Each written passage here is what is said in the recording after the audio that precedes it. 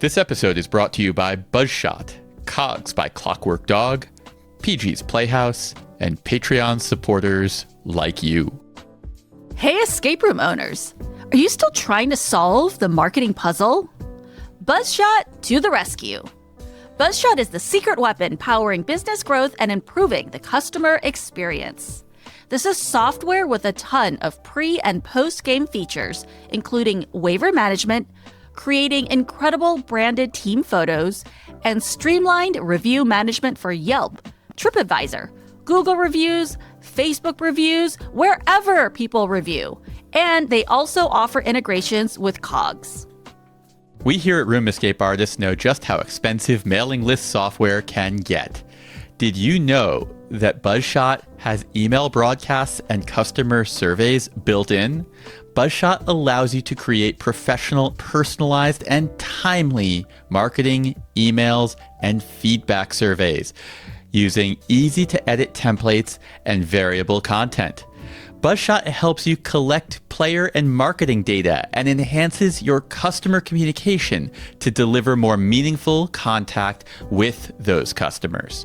Why pay for a separate mailing list software when Buzzshot does it all? Bob Melkis of Fox in a Box had this to say about Buzzshot. It didn't take us long to fall in love with the tools. We are now encouraging all of our franchisees to switch to Buzzshot. Streamline your marketing and grow your escape room business. Repod listeners get an extended free trial and 20% off your first 3 months with no setup fees or hidden charges. Visit buzzshot.com/repod, that's REPOD, to learn more. Link and details in the show notes. Welcome to the Reality Escape Pod, your lifeline when you need a getaway from the real world. I'm David Spira, alongside my co-host, PG Law. Together, we're exploring immersive gaming from all angles, and we'll be joined by guests who really know their stuff. Today's guest is educational technologist Adam Bellow. He has served as a Presidential Innovation Fellow for the White House and created several educational tech learning platforms. In 2015, he co-founded and became CEO of Breakout EDU, an educational game-based learning platform that blends escape rooms with academic content for classrooms. Welcome, Adam. Hey, thanks so much for having me here. I'm really excited to dig into this. I'm slightly obsessed with disguising learning as play. I love being tricked into learning, so I'm really excited to dig more into Breakout EDU and what it is. Awesome. Yeah, excited to reveal the curtain and tell you anything you're interested in. Let's get started with the concept behind Breakout EDU. Without getting too into the weeds on individual products, which we will explore individually, help me understand what Breakout EDU is. So Breakout EDU is basically the idea of bringing the escape room to the classroom. That was the basic premise. The idea is the skills that you have when you're in an escape room, as you all know, that collaboration, that critical thinking, all those skills are exactly what teachers want from their students every day. And then oddly, it's tough to get that out of kids because there's so much of education that is not specifically focused on that. You're doing other things and you're hoping to get that as a byproduct. And so when we saw the escape room, it was really easy to say, all right, there's a parallel here. How do we bring that to the classroom? And so that's what the idea is of the product, to make learning engaging and fun and really bring all those skills from the escape room experience into the classroom. Well, let's expand on it a little bit more. What was really the inspiration that made you want to start Breakout EDU? Yeah, so basically it was 2015 and a friend of mine had gone to an escape room. And at the time, in the US, it was still up and coming. It was not super common. In fact, we used to get all the time, oh, like a panic room? It's like, no. Way back when, if you remember 10 years ago. We were around back then too. Yeah, so there you go. It was just definitely a weird concept. And he had gone to the escape room and saw kids doing the type of learning, as I said, that you want in the classroom. And in the classroom, they were resistant to it. But here they were paying $30, $40 a pop to go into some strip mall and play this game. And so I had been launching another educational gaming company. And I think the real story is that he had seen that I posted something about starting a company called EduGames. And he was really curious. He's like, oh, I might do something with games because I went to this thing last night and he's telling me the story about the escape room. And we had a third friend who came in. And basically the idea was you can't lock kids in classrooms to recreate that experience. That's kind of illegal. So how do we take that same type of learning and bring it to the classroom? It is also illegal in the United States to lock players in physical escape rooms as well. If you don't have a fire exit, not a legal thing to do. There you go. That's true. And so the idea originally iterated with a locked backpack. And then we're working with teachers. And the idea was, all right, how do you get teachers to solve problems that are escape room styles and break into the bag? And then that bag evolved rapidly by the summer of 2015 into the idea of a locked wooden box. And so it was a locked wooden box that we had with a hasp on it and a bunch of padlocks that were all related to some academic content. It was all stuff you could buy off of Amazon. We did create a kit and sell a kit, but we also published a list of things that you could purchase to create one of these for the classroom. And the idea was, as a company, we would come up with the idea of hosting the games on our site. There were 3 original games, and they were all aimed at teacher enrichment programs or professional development. So teachers could actually go ahead and learn this concept and work together themselves. And so the idea rapidly spread. Of course, teachers saw this and they wanted to bring it to their classroom. And in fact, our director of games that is with us, one of our directors of games, we have 2 of them. She's been with us the longest. She started by creating games for her 2nd grade classroom and then left shortly thereafter to basically head up our game development here. So that's literally going back 10 years. There's a tremendous amount of stuff I'm omitting yet, but that's kind of the genesis of the idea. And we've done a bunch of stuff, obviously, going forward from them. So you talked a little bit about how it launched and how it worked, but was there anything that you had to design into these games that made them specific for education as opposed to an escape room that we go to for fun? Oddly, they're very similar. We really tried to bake some academics into it. The company has leaned much more into that in recent years because we want to be seen as not just something that's fun for the classroom. Originally, I think it was really more about what's fun. And yes, there was some academics and yes, some of the story elements related to academic concepts. But the reality is in the beginning, it was really just to take that concept and port it over to the classroom experience. We've leaned a lot more heavily in aligning it to core academic concepts and curricular needs. For example, we're now focused on mathematics. We're about to move into science, and we have literally a breakout game for every single academic standard from K through 5. So literally hundreds of games that are aligned to specific things kids are learning in each of their classes. That's awesome. When we're talking about these physical kits, what is inside of them? Yeah, so the kit is a box. Now they're made out of blue plastic. They originally, as I said, were wood, and we've had different iterations over time. And inside of it is a series of resettable parts. So we think of it as kind of like the Nintendo system where a teacher can buy or a school can buy this one kit and reset it as many times as they want to play any of the games on our platform. So it comes with a 3-digit lock, a 4-digit lock, UV ink, a UV flashlight. We designed something called the multi-lock, which is basically a 5-ringed lock where we have different sets of rings you can put on. We have colors, we have shapes, we have directional arrows. And so this is something that ideally all of our games on the platform, we have 800 plus games that are physical and about 2,500 that are digital.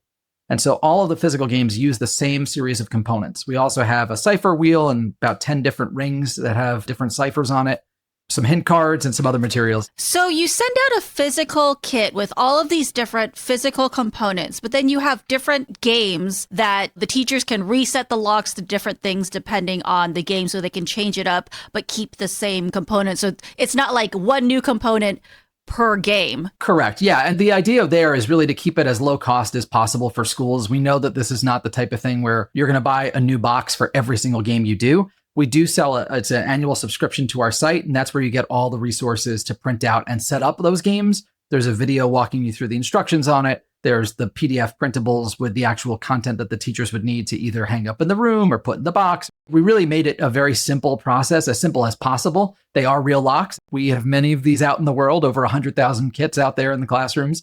We do get emails about, I locked the keys in the box accidentally. How do I get it open? I'm like, find the custodian, get them to clip open the thing, and we could either send you a replacement, you could buy a replacement. But yeah, ultimately, we tried to make it so that it's super turnkey, no pun intended, or pun intended, I guess, for teachers to set these things up and really fun for kids to play. You kind of ended up on my radar because we ended up in probably the 2015, 2016, 2017 era getting a lot of emails from teachers who were trying to figure out how to pick or crack open their locks after forgetting a combination or something like that. That's awesome. Yeah, so I've definitely helped some amount of educators break into their own boxes or just told them, hey, this one's not worth it for you to go through all that hassle. Well, thanks for that. You've mentioned the hasp that is included in the box. Can you explain what that is and how you're using them?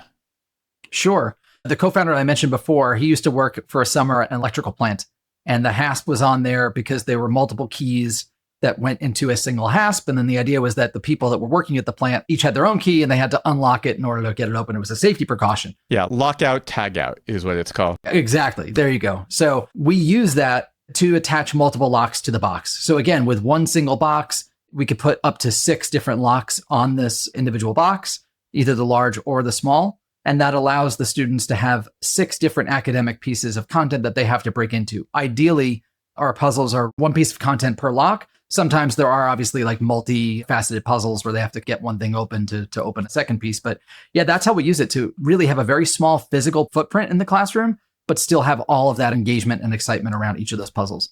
This is one of the interesting things that and this is not a backhanded compliment. I really think that this is a really clever thing that Breakout does that I would definitely not recommend commercial escape rooms do. For sure. It's something that we have long dissuaded escape room companies from putting multiple locks on a single box because it stops forward progression of the game. But when you are really working with limited resources, limited space, limited amount of things that you can put locks on, it's a very clever thing to do. It really was out of necessity, right? The dimensions of the box were made to be fitting inside of the USPS. If it fits, it ships large box. That literally was the footprint design of what we started. And so it was out of necessity. We couldn't put even a third box in there. We now have a pouch that sometimes people use as an extension. But yeah, it serves its purpose. And I agree with you. I've been to escape rooms where it literally is like they try to take the cheapo way out and put multiple things on. I'm like, come on, just build another part of the puzzle. I agree with you. And for those who are wondering, just to add on to that lockout, tagout thing, these hasps were developed for industrial purposes. Imagine you're working at a plant that has a really big piece of machinery and multiple people need to go and service it. What you do is you put a lock on the power supply for that piece of machinery so that you can go and do it. But what you want to make sure is if you have multiple people doing it, you want to make sure every single one of them is cleared and out of the way before you turn it back on. And so you put this hasp on that has multiple locking points, and every single person involved puts their own lock on the hasp. That way it cannot be opened until every single person is clear. That's great. That's exactly where it came from. When it comes to physical games made with boxes and locks, what do you feel makes for an excellent Breakout? I'll be honest with you. We need to focus on the gameplay itself to make it something that the kids want to do. Now, I grew up in the 80s playing point and click adventure games. And for me, all of that was story-based. The game is the same. Character walks around, opens things, solves puzzles, etc. But like, it's all about the story-driven piece. And so that is what makes a good game. You could have, and I'm sure you guys have been to rooms that are amazingly designed, but a terrible story or a terrible puzzle mechanic. And it could totally ruin the logic there. It can't be arbitrary. The puzzles need to be logical. And for me, that's what it's about. It has to be logical and it has to be story-based. I have seen some of the older material around Breakout EDU encourage like candy or having prizes in there. What's your feeling on that at this point? I'm very anti-candy in the boxes. I think that literally one of the first things we did when we had our first offsite team retreat was devise what we called, originally they were the reflection cards. Now they're the 4C cards. That's something else that comes in the box. It's what we would recommend locking in the box. So in the box, we have 4C cards, and the 4Cs are communication, collaboration, critical thinking, and creativity. And those are the skills that we want students to really focus on. These cards allow them to explore each of those concepts with questions like, if you were to create another lock of this game, what would it be? So that's critical thinking and creativity, et cetera. And it also allows them to explore things like, how could you be a better communicator? And then one of my favorite ones is actually, how would this game work if you didn't play verbally? Ooh. Yeah, it's super fun. We actually just sold a whole bunch of kits to and digital access to the School of the Deaf. And again, just really interesting use cases for customers all over the place that, of course, we weren't designing things for. But the 4Cs are running throughout the entire library of games. So it's like a deck of cards. There's 52 different options inside this 4C deck or reflection deck originally. That's what we recommend putting in there because I think it takes the fun and it solidifies it into, oh yeah, this was a growth experience for us. This was something that focused on our SEL skills or our 4C skills beyond just the academic puzzles and the escape room experience. I love that you're forcing students to do a post-mortem, but encouraging those analytical skills, not only towards themselves, but about the group in particular. And honestly, like when you're a kid, getting positive feedback from your peers really means a lot. Kids aren't that great at complimenting each other. So I really like that you built that into the experience. Yeah, it's super powerful. And I will tell you, I mean, just anecdotally, I wish I had at this point, 10 years in, there's probably hundreds and hundreds of emails that we get probably every year where teachers are telling us anecdotal stories about the kid that gets picked last for gym or the kid that gets ostracized because they are either too smart or kids don't think they're smart. And those kids are always contributing in different ways, where sometimes the super academic kid is not able to help in the puzzles because they're such rigid thinkers in some ways. And the kid that is on the spectrum and looking out the window or whatever has the different way of thinking and solves the game and breaks the logjam. And that's such a great feeling to have all of these kids be seen in a different light. I love that. A good escape game should feel like a heist almost. You know, everybody had their moments and their specialties and you all came together and made it happen. Yeah, exactly. I like that. And I also like the removal of the prize, the tangible prize. I have rarely seen a puzzle game or puzzle experience improved by having a prize at the end. I think usually it's best when the prize was the journey you had.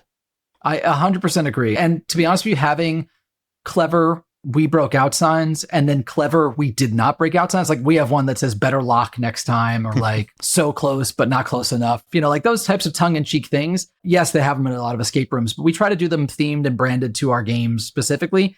And we tell the kids, we celebrate the journey, we celebrate the learning, regardless of whether you break out or not. It's all about the experience. And you're going to walk out smarter and you're going to walk out feeling challenged in a way that you hadn't when you first sit down and do it. I love that. Although I do still love getting candy in escape rooms. Candy's great. Candy's great, but not in schools usually.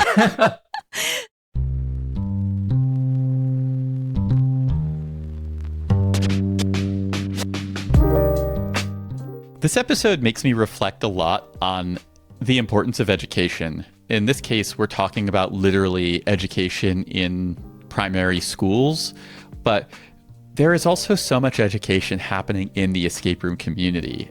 And you're responsible for a lot of it. I mean, your mission for so many years has been to elevate the escape room community, and you do that by educating. That's why you started Recon, the escape room convention that we put on every year. All of the talks are invaluable because people actually learn from them. The speakers that you have come on aren't just there to pump themselves up. They're there to teach. And that's what we try to do with every episode of Reality Escape Pod. We try to bring on guests who can really help you learn. If you're looking to get into the escape room industry, or if you're looking to build and create immersive games, we're here to bring on people that can help teach you and educate you on everything that you need to know to run a successful experience. And so much of that work that we're doing is being born out of our Patreon community, where we are having chats with people, where people are bringing their expertise, whether it is happening in the Discord chat or whether people are DMing me and sharing their superpower as they reveal some piece of knowledge that I never would have known that they had. And it helps me formulate this content or recruit the right speakers. It is so, so powerful having a group of people that are this brilliant and this wonderful. Yeah, forget about us, actually. If you just look at the people that are in our Discord chat, this is a terrific community. So if you're interested, you can join by going to patreon.com/roomescapeartist and click for $2 a month. You can join the community and join the Discord chats. Thank you to all of our Patreon supporters. And thank you to you for considering becoming one. Adam, where do the games themselves come from? Who makes them? I work with an amazing, very small team. We have 2 directors of games. One is a woman named Patty Haryu. She is unbelievable. She was that 2nd grade teacher I was talking about when we first started the interview. She's been working with us for almost 10 years now. Couldn't do this work without her. She designs 99% of our games. She designs our lock of the day, which is a daily digital puzzle that students have. She designs all of our lesson content games, which is those math games. And now we're going to be moving into science in a little while. And over the years has designed hundreds and hundreds of games, which is just mind-boggling, both physical and now doing a lot of digital games as well. And then the second person is a woman named Ann Brucker. Ann designed a lot of our games as well in the early days. And now for the last year and a half has been focused on what we call Breakout Plus, which is literally our version of point and click adventure games. It's a digital game like Sierra and Lucasfilm games back in the day. I know I'm dating myself quite a bit. Not around here. You're fine. Not around there. Okay. I figured I'm amongst friends. Yeah, you're in a safe space. Yeah, exactly. So I'm like, listen, this is what I grew up with as a nerd, playing these point and click adventure games, which if you think about it is super similar to an escape room. Yeah, it's all the same DNA. Exactly. And so we churned out, I think we just released our 21st game. We come out with one almost every 5-6 weeks. And these are full, animation and text and all that, and text and speech and stuff. And they are literally like, if the 90s came back, they're low tech, but super, super engaging for those kids. We try to take all the things we couldn't do with our physical boxes because they're limited in the fact that it's just the same parts, and bring them to that much more enriched story piece. So those are the 2 people that make most of our games. In the early days, we did have what we called the sandbox, where people would put content in. We will tell you that as the company grew and progressed, the quality of content was not as strong as we would have hoped. In the very beginning, it was a lot more crowdsourced. We are excited, though, to go back to that in the very near future. We're launching user-generated content for our digital games, which are a lot easier to manage kind of the output as well as the review. So we're excited to do that. And we're actually looking to go back to user-generated content for our kit-based games the beginning of next year as well. Interesting. How are you planning on doing that differently this time? I think the review process is really where it's at. So we've come up with what we know makes a good game for people to follow the instructional setup. And we've built a lot of pieces where it's like very WYSIWYG, where teachers can go in and they design the game as they have it.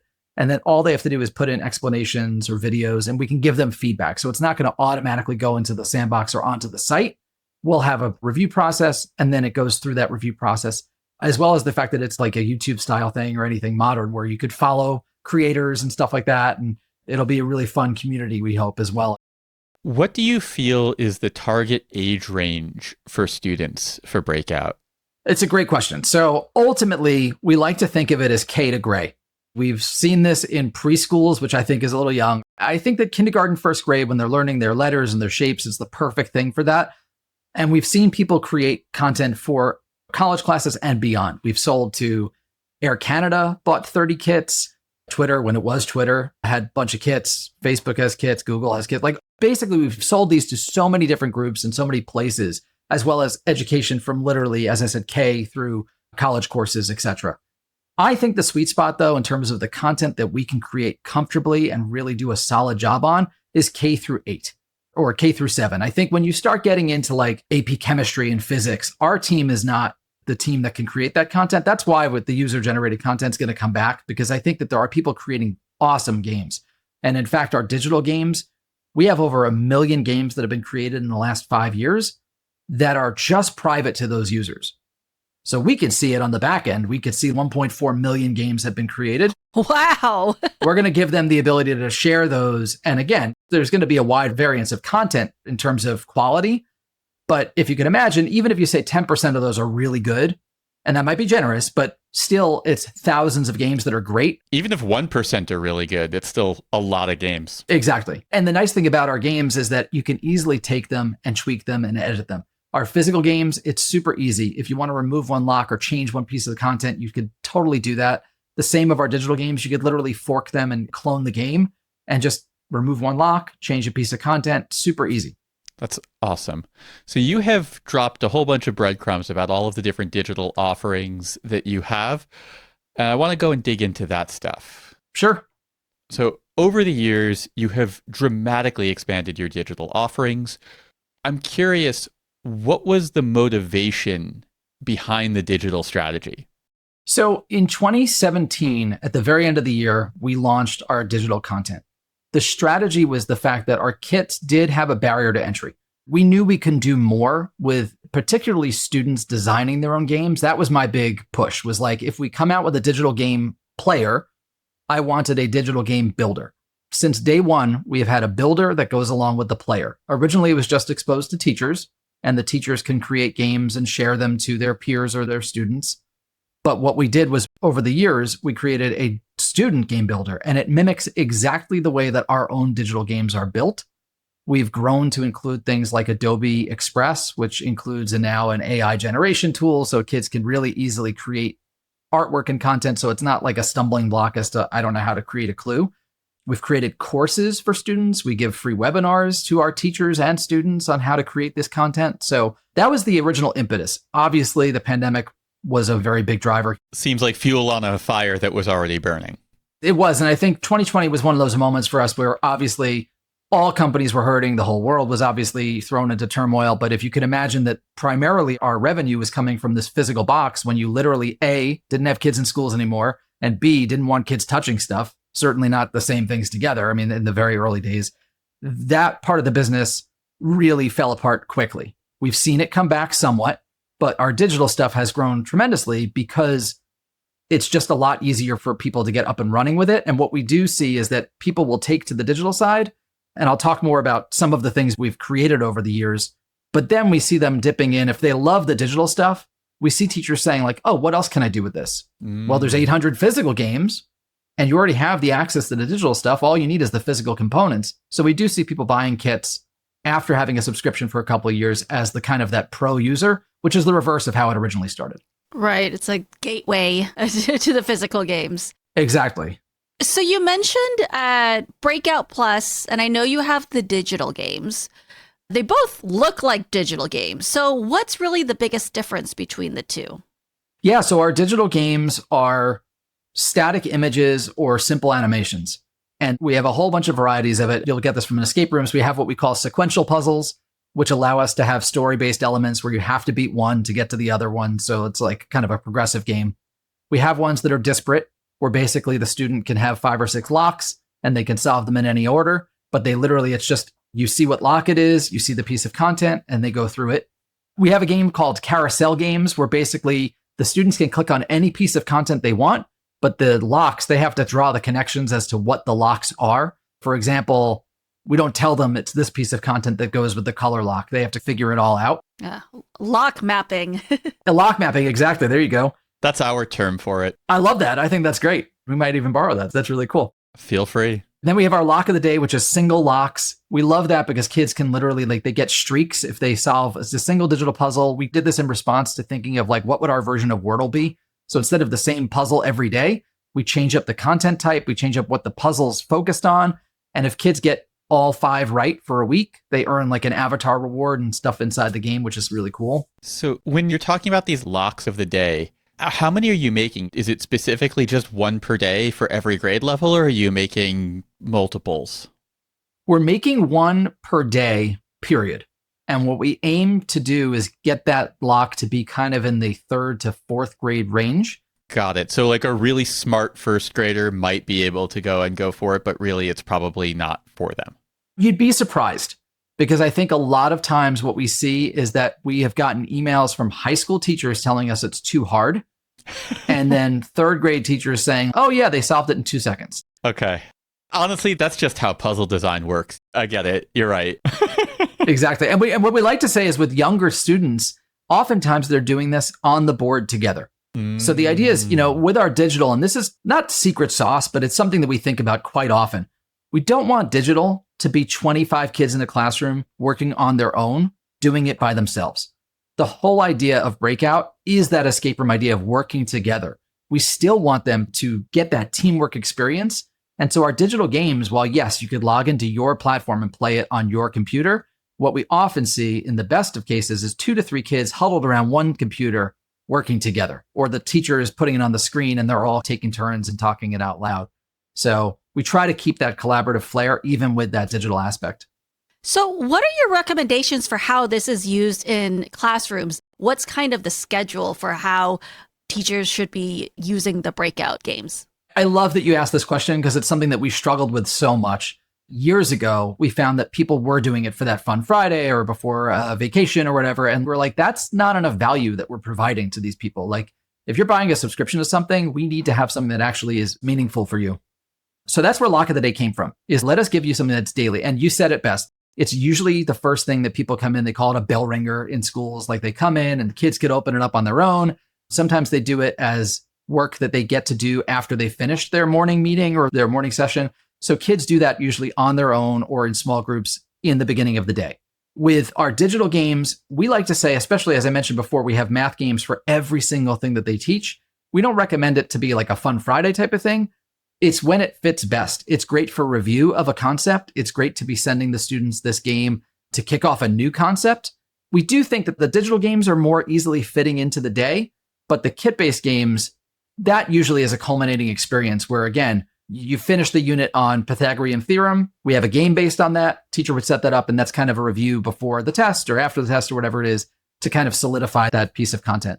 Oh man, I wish we had this when I was in school. The only fun thing we had was like Channel 1. Oh, I remember Channel 1, yeah. I am just curious to dig into logistics of production. Sure. For your Lock of the Day, how far in advance is that content built and programmed into the system?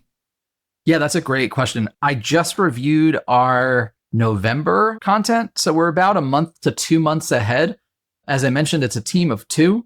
And Patty churns these out as rapidly as possible. And we're usually at least 30 to 40 days ahead of ourselves. And then she and another person on our team, Monica, who's amazing. Monica heads up our customer service team, but also is really helpful to our games team. She helps program those games and gets them all set up for the site. And so they auto-publish on the day. And we like to be comfortably 30 days ahead. Yep. Running a content production calendar. Boy, do I get that. Yep. I'm also curious with these Breakout Plus games, which feel like your premium digital offerings, what's the expected playtime on one of these things? How extensive are these games? We try to aim for like 45 minutes to an hour. It really depends on the player. Yeah. But it's also their familiarity with that type of game. If you think about those games, there's a lot of exploration and stuff that people don't expect that is a new behavior to kids today. Puzzles and games are a language, and you have to learn to develop fluency in them in order to develop mastery. Yeah, exactly. And I think that, to be honest with you, like, of our team, I am probably the one with the most familiarity of these games. When I told them about this content, they were like, oh yeah, I've heard of Space Quest or King's Quest, but they've never played them. And I'm trying to model a lot of the script creation. I do a lot of the scripts for the dialogue in the game. Like when you click on the microwave and you can't put the hamster in there, like I'm thinking of a Maniac Mansion line, but like Yep. all of the jokes and all of the little things like clicking on fire in the game. It's like having your mom ever tell you not to play with fire, that type of stuff. I want it to feel exactly as those games used to feel, which was so fun and explorative. But yeah, we program those. It takes Anne, and she works like a demon, right? I mean, she's working round the clock 5 weeks and can churn out a whole game. And that includes our team testing them and making sure that it's really a solid 45 minutes plus. They can be saved, those games, so they can be saved and returned to, unlike our other games where it's meant to be played in one sitting and go through. If you can just paint a picture for me quickly of one of your favorite Breakout Plus games, give me like the quick version of like, what adventure am I going on? I'll talk about our upcoming game for what we call Puzzletober, which is our Halloween season or our October. We have a game called Castle of Shadows. Strong name. Yeah, there you go. We actually had a series for this school year, for the first part of the school year. They all start in a classroom. They do a first puzzle in the classroom, and it brings them in a time portal back to a different period of time. Our current game takes them back to Shakespeare's day. The game before that, I think, was Greek mythology. And this one takes them to a medieval castle, obviously for Halloween themes. It sets up the story about this, I guess he's a specter or a ghost or something. You don't know that at first. This old guy in the castle, Simon Shriek, who's based off of actually a board game from, if you've ever played Shrieks and Creeks from the 80s. So it's homage to that game that I loved. Anyway, You get taken back to this castle, and the story is that this guy is trapped in the castle. And if you are able to kind of release him, you'll be able to get back to your classroom in modern day. And so there's multiple rooms. You can go through a typical castle of there's an outside area. There's 4 or 5 different rooms inside the mansion that you're in, or the castle you're in rather. And there's interrelated stories and puzzles where you have to go around each room. So there's a lot of story and interrelated components. And obviously it ends with them solving whatever the mystery is and then being restored back to their classroom. They have a We Broke Out celebration, but they're all story-based. We like to be super clever. In the past, we've had series of games where literally it was like the first 8 games had interrelated characters and different props, and it culminated in a meta story where literally the last game of that series, they had to travel back in time to fix something that they had messed up in each of the previous Breakout Plus games, which was super fun to create and think through. And kids really loved it. We got a lot of responses from student players that took note of the care of which they were crafted. And so as fast as we're making them, and we learn to get better each time we do them, obviously, but we really try to make them clever. And so that a kid that is playing them over and over again in terms of each month gets something new out of it, as opposed to the same types of puzzles. We really try to vary them.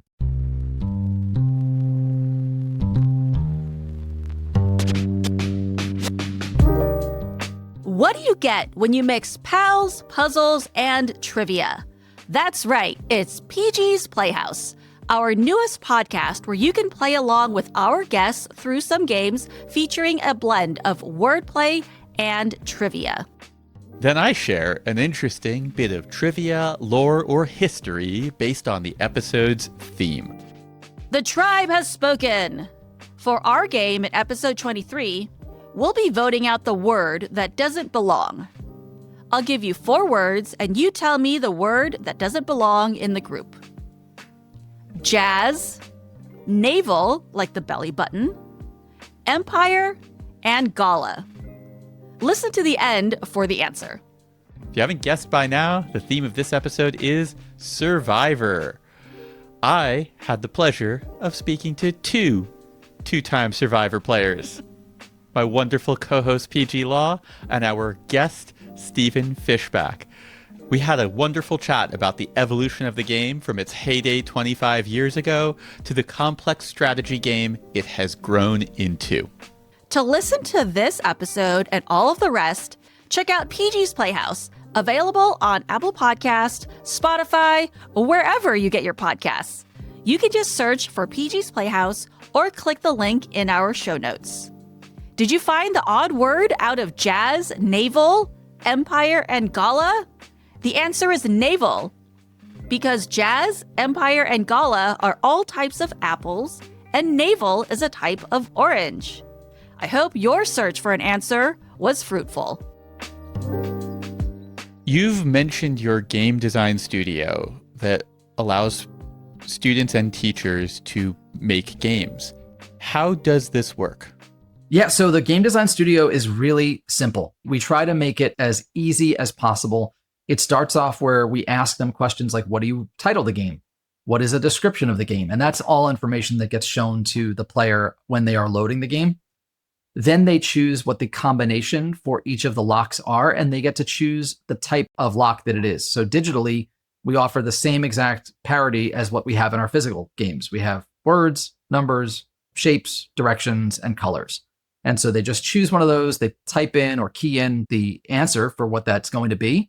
And for the actual clue that the player would see, we offer things like something that they attach from Google Drive. They can create something in Adobe Express. They can upload a picture. They could take a YouTube video or a video that they upload themselves, a PDF. We want to make it content agnostic, right? Whatever they can get in there as easy as they can. If they took a picture of a drawing that they did, they could easily insert that as well. And then they would choose whether or not they want the game to be sequential, where they have to solve it one after the other, or if it's non-sequential, where they can solve it in any order they wish.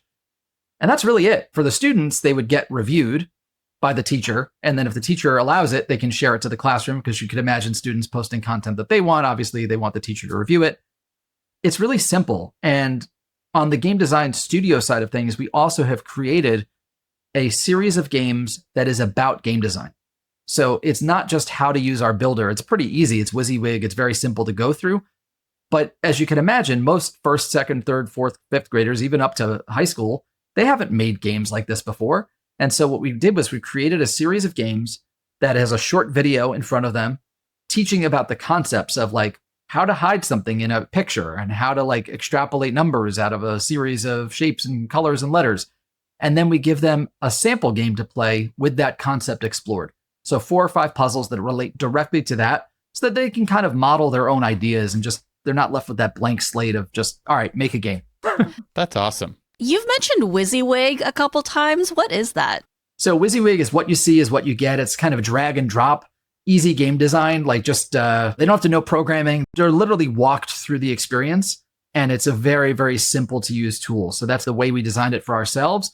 And with the exception of just extra tagging elements and some of the things about when to publish it and to make it private or whatever on our side that we do as the Breakout team, the builder is identical for students, for teachers, and for us. And I think that's one of our real shining moments is we made it simple. We know first graders can use this. They have been creating hundreds and hundreds of games, and we know teachers use it as well as obviously we can create our own content with it. It's really cool. You've mentioned that Adobe Express is worked into the game design studio. I'm curious, how does that work and how have you put some kind of safety mechanisms in place to deal with some of the false and more degenerate behavior that generative AI can produce? That's a great question. So there's a couple of things. First of all, we were Adobe Express's launch partner. They have a few education partners that they've launched with to allow creation of content, similarly to what we do. We launched with them before generative AI was a thing when they were first starting, or I guess it was maybe a thing, but it wasn't part of their experience. So for us, it was really a design tool. We had originally been in talks with a different competitor of Adobe. And when they launched their generative AI, this competitor, we realized that when you typed in things like doctor, you would always get an old white man.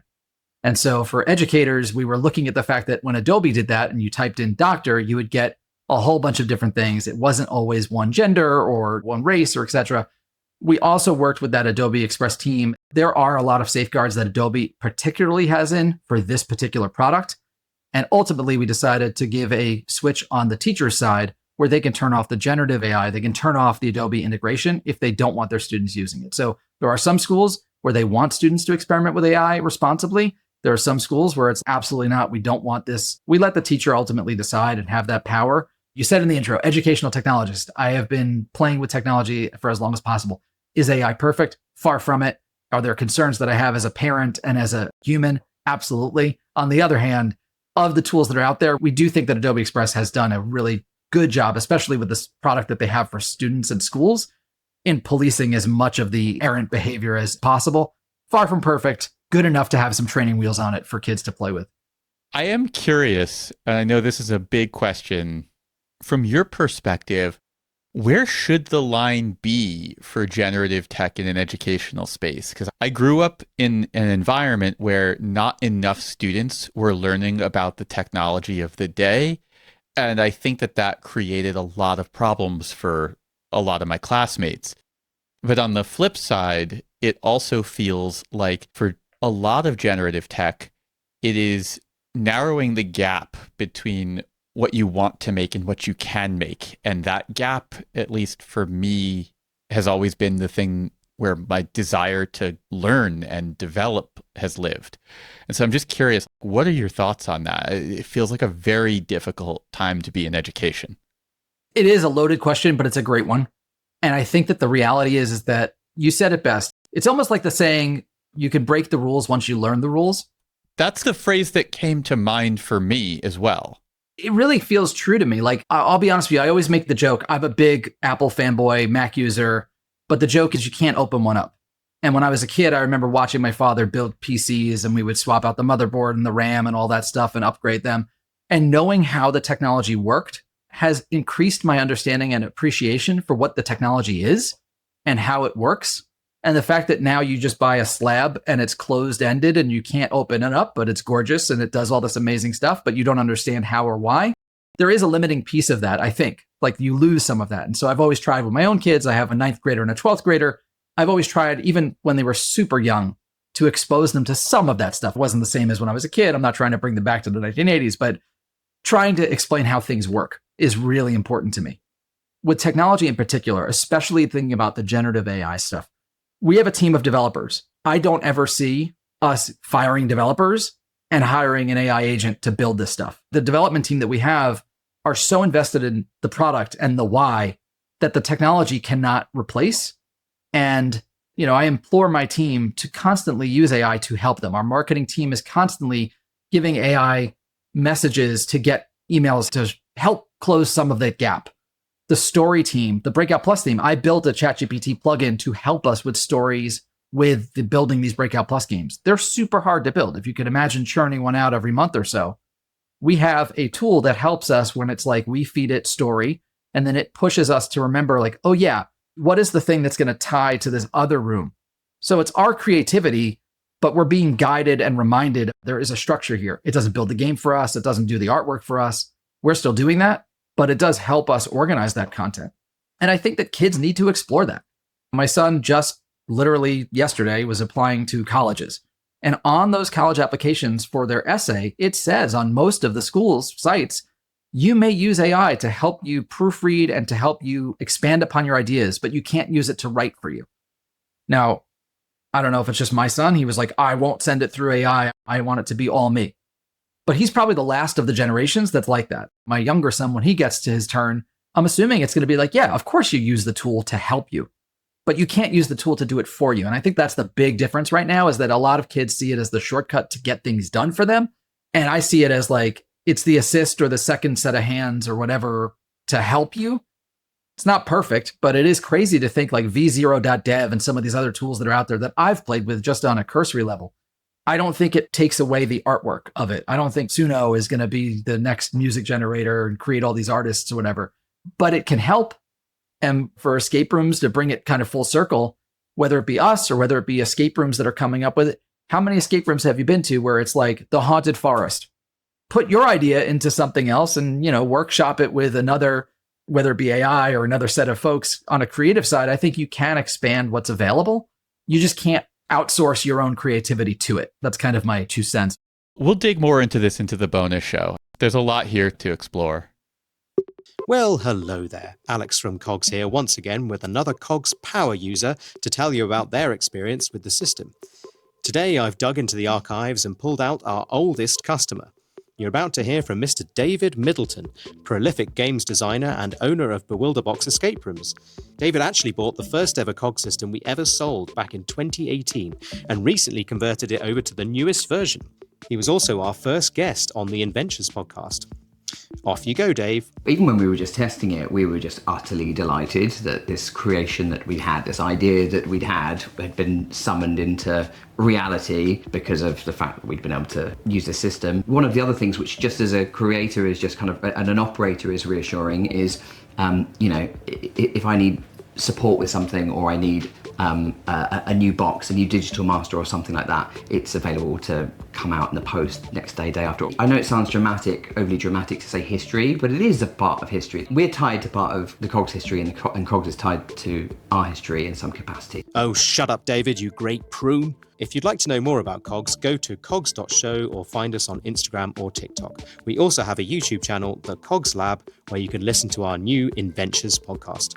If you fancy giving us a go, get an exclusive 50% off our starter set plus free shipping by using the code REPOD, that's REPOD, at checkout. Bye! So, Adam, who are the customers for Breakout EDU? Can parents buy this for their kids to play at home? Is it usually individual teachers, or is it like a whole school system buying it for different branches? Who are the customers here? That's a good question. We started primarily with individual teachers that would buy it for their classroom. We've grown into schools and districts buying it for all of their teachers. We do see librarians purchasing it both for public libraries as well as like school libraries where they install it in the entire school. We just literally signed a deal with Milwaukee Public Schools. So it's 174 schools in their district. It's our largest installation of a district, thousands and thousands of users that'll be using this throughout their schools. And then, as I said, we have rare customers, whereas Facebook will buy it to do it with their teams, and the Army has bought it, and like all sorts of weird, just random things where it's like Canada Air, they bought 30 kits to train their teams or whatever. So we've sold it to a whole bunch of people, but our core customer is really that K through 8, as I said, is really the sweet spot, but we sell to educators of all grades and ages, and we sell to all 50 states and different countries where they speak English, even countries where they don't, and they translate the games to other languages. Gotta get them young. David, can you imagine that like in 10 to 15 years, we won't have to explain what an escape room is because they'll be like, oh yeah, we played those in school. See, I don't feel like I have to explain what they are at this point so often. What I find I need to do is explain to people that the mediocre game that they played is not representative of what they could be experiencing. That is true. That is true. There are some that are amazing, and then there are some that are much less than. If a parent wanted to buy this for their child and, this isn't available at school and they listen to this and they're interested in it, is there a reason why you choose to only sell to schools and not make it available for purchase by individuals? We definitely can sell to parents, and we have sold to parents. I think our physical games, it's much harder unless you have like 10 kids. You're not going to be setting this up for one kid to play because obviously they're meant to be played collaboratively. On the digital side, parents certainly can buy this and set up their student as part of a classroom. We have seen that a lot, especially with our Breakout Plus product. We're actually toying with bringing Breakout Plus to devices. I think what PG's really asking is if she wanted to buy this for her niece, how would she go about doing that? You could buy it for how old's your niece, first of all. I mean, that's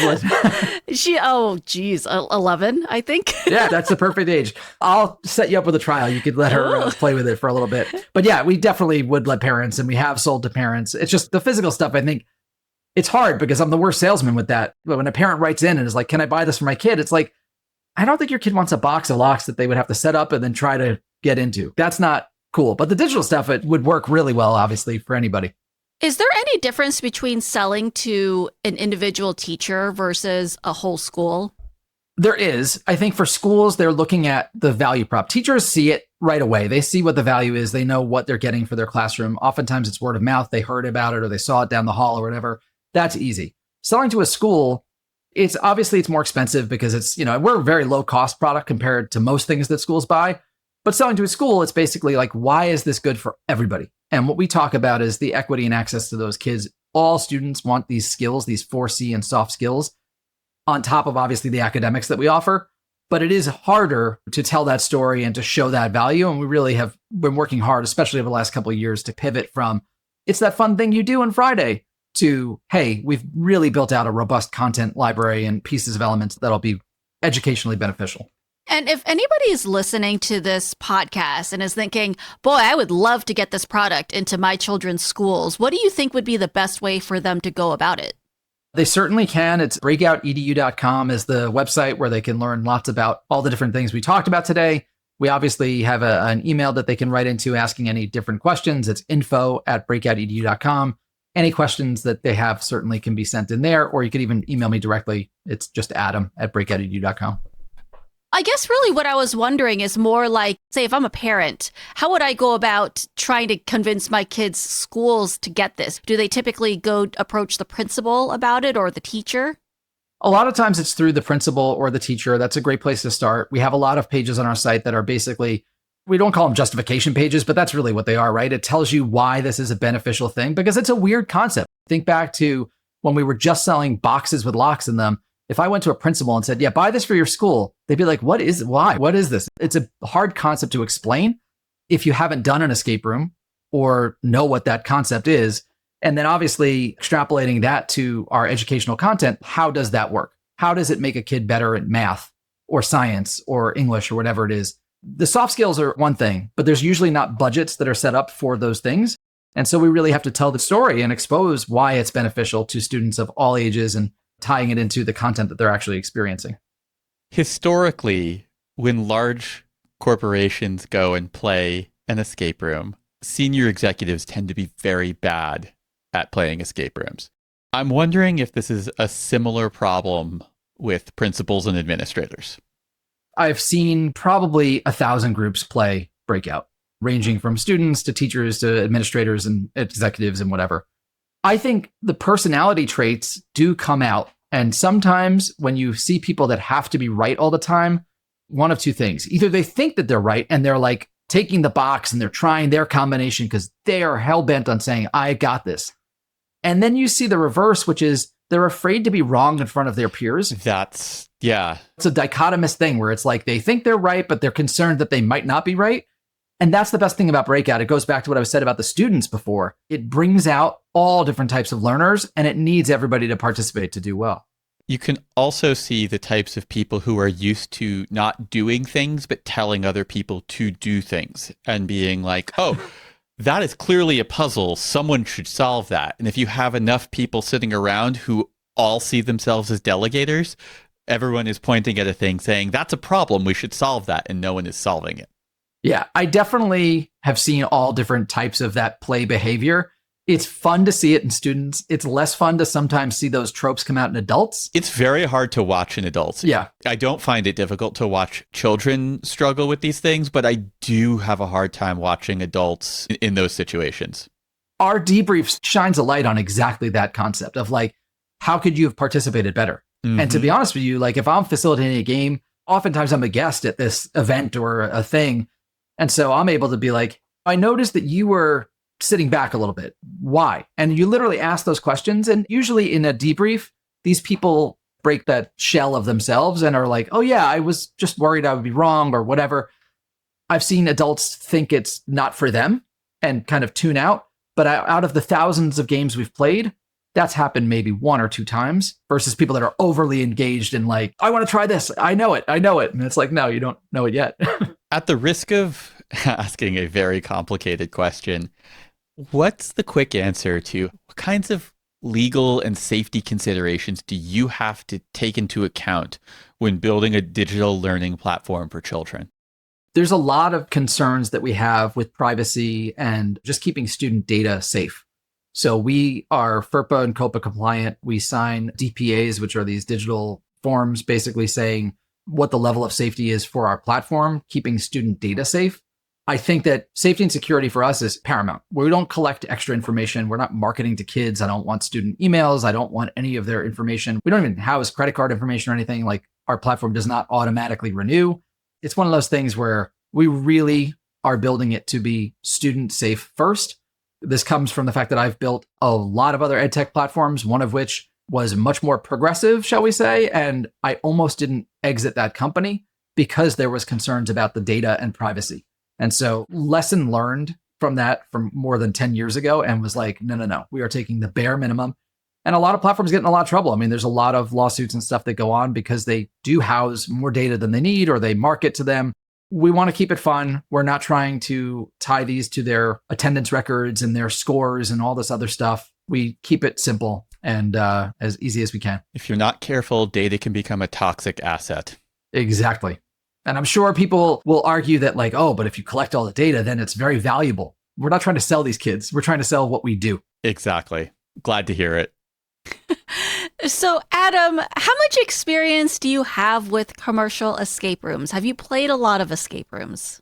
Not as many as I would like, but yes, I've definitely played a good number of escape rooms. We've done some as a team. We've had hit or miss experiences. There's a funny story I'll save for the after show for that.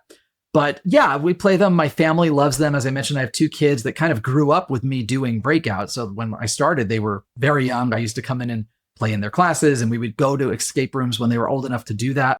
Around here, I've played most of the rooms in our Long Island, New York area. When we travel, we sometimes do that. There's some that are on my bucket list still.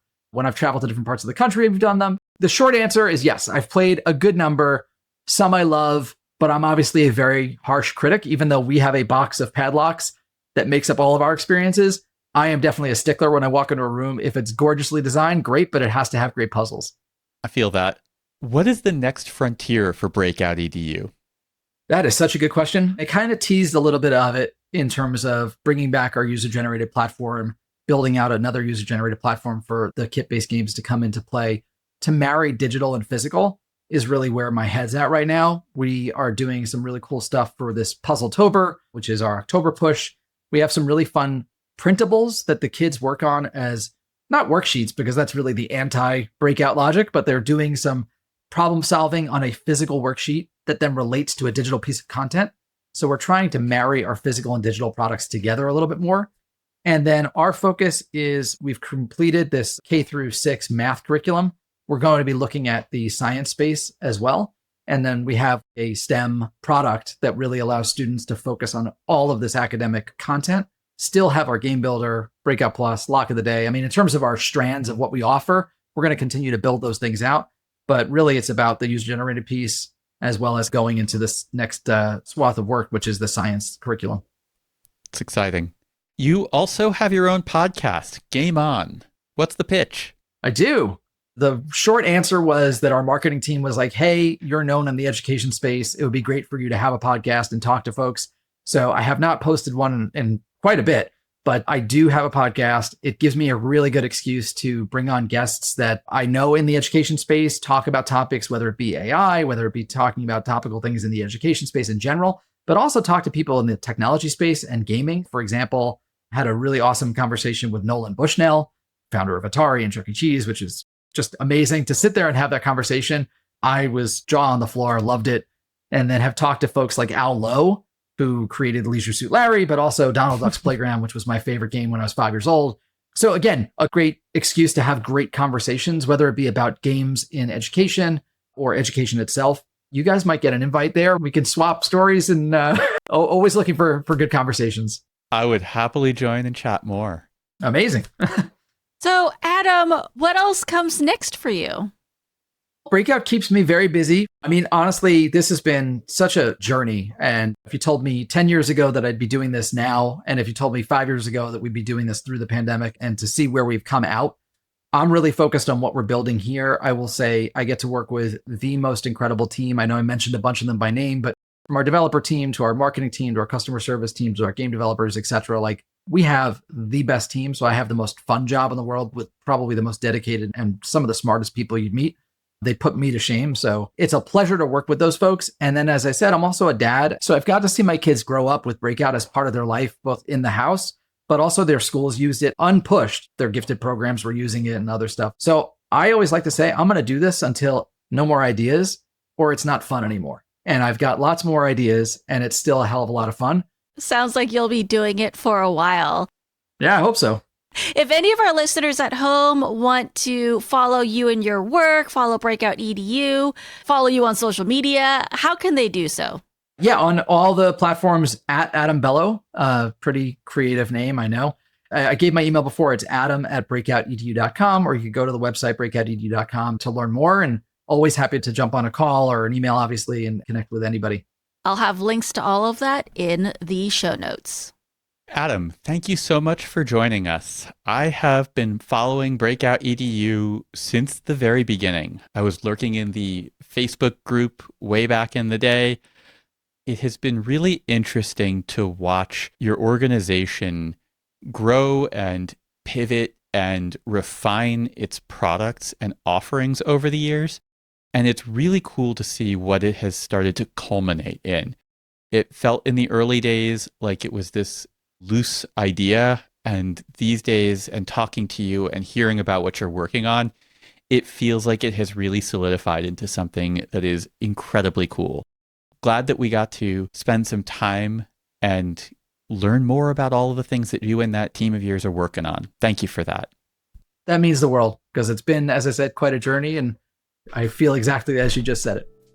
This episode of Reality Escape Pod is produced by Teresa Piazza, with support by Lisa Spira and Barry Joseph. We're edited by Steve Ewing of Stand Inside Media, music by Ryan Elder, logo by Janine Proct, and all of this is brought to you by RoomEscapeArtist.com. Your home for well-researched, rational, and reasonably humorous escape room and immersive gaming content and events. Thank you to all of our highest tier Patreon supporters: Chris Laughlin, Panic Room, Olivier Escape, Escaparium, Breakout Games, Derek Tam, Andy Mincer, Mystery Unfolds, Karen, Byron Delmonico, Keystone Escape Games, and Rex Miller. Thank you to all of you for your ongoing support. If you've made it all the way to the end of the episode, you're still here, looks like you had a pretty good time listening, we would love it if you took that good time and left us a review. Leave us a 5-star review on Apple Podcasts or on Spotify. It helps with making people find our podcast, and it even helps us with getting guests on the show. And if writing a review is a bridge too far, just share the link to an episode that you like with someone who you think will appreciate it. Word of mouth, that is the thing that helps us grow. Thank you so much for supporting us, however you're doing it, whether it is on Patreon, with a review, or just sharing a link. We appreciate you. I don't know how funny it was at the time, but I'll tell you a quick story. So in 2016, we were just coming out with our plastic boxes for the first time. We took a school bus and we gutted it and turned it into a mobile escape room and parked it outside of one of the largest education technology conferences in the world. We parked the bus there and we had just a great, exciting experience for all these teachers to kind of experience Breakout that hadn't seen it yet. We get to the end of the conference. The conference was in Denver that year. There was a Google office in Denver and my co-founder was going to give a speech over there. And he's like, you know what? Let's bring the bus over there and we'll play it for the Googlers and for the educators that were at Google doing this experience. Great idea. Awesome. And we hired a teacher. I know we gave them a free kit. They were doing us a favor. They were super nice.